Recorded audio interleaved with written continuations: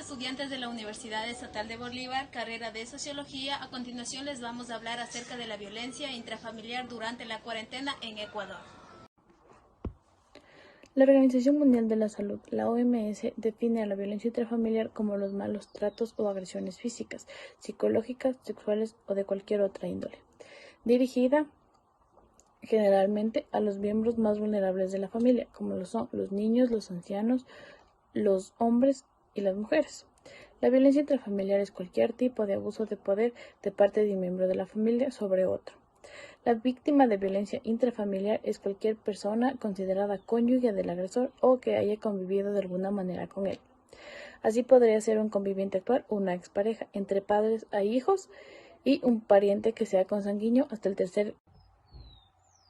Además, es importante destacar que dentro de la violencia intrafamiliar están considerados al maltrato infantil, la violencia al adulto mayor, a un minusválido y entre otros cónyuges.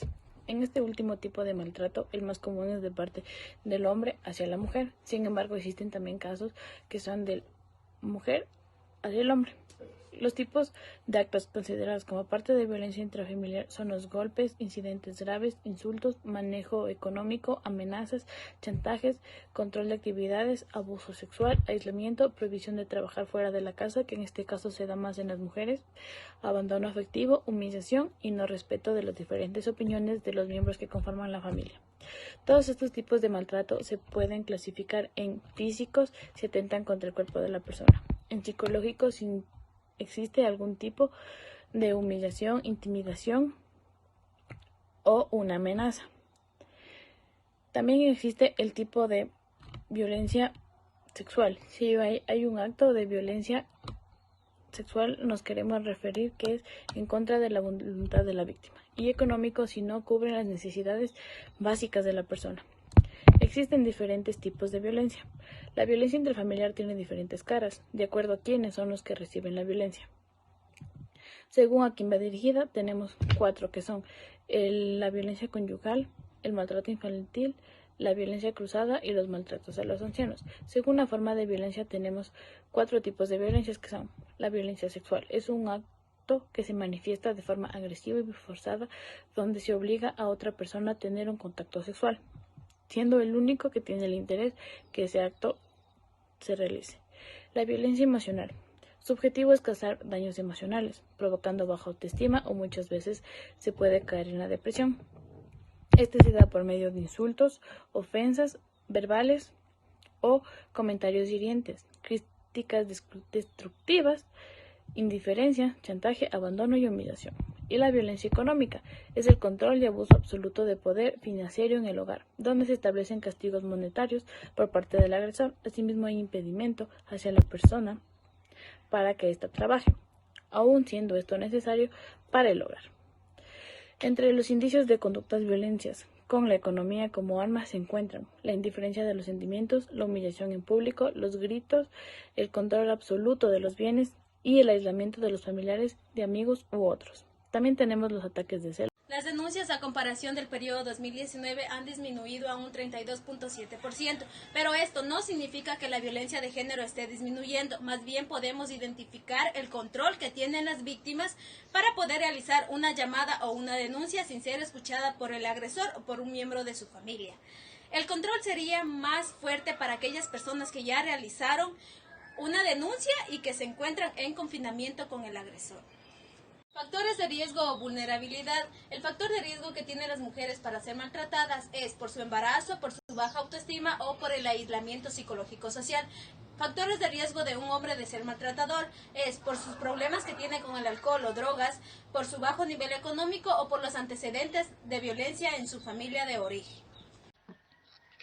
A continuación tenemos las causas y las consecuencias de la violencia intrafamiliar.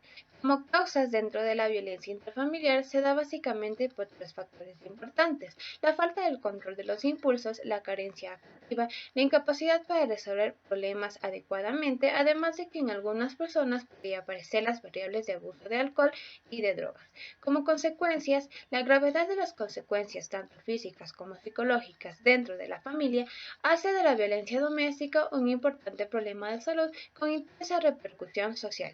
Entre las principales consecuencias del maltrato podemos encontrar consecuencias del maltrato para la mujer y para el hombre. Esto se da a nivel físico, a nivel psicológico, a nivel social y a nivel patrimonial. Las consecuencias del maltrato sobre los hijos como testigos. Eso genera riesgos de alteración en su desarrollo integral, sentimiento de amenaza, dificultad de aprendizaje, dificultad de socialización y adopción de comportamientos violentos con sus compañeros. Las consecuencias para el agresor. Esto les da una incapacidad para vivir con intimidad gratificante con su cónyuge, riesgo de pérdida de la esposa y de sus hijos, riesgo de detención y condena, aislamiento y pérdida de reconocimiento social, rechazo familiar y social. Como recomendaciones aconsejamos a las víctimas solicitar asistencia por teléfono llamando a los números de emergencia 911. Este está operativo los 365 días del año durante las 24 horas del día. También es importante acudir inmediatamente a un hospital o centro de salud, con el propósito de que el equipo de médicos que corresponda haga un reconocimiento completo y determinado de los daños sufridos en caso de existir agresiones físicas. Denunciar la agresión. Las denuncias son las armas principales para combatir el maltrato hacia la mujer o hacia un miembro de la familia.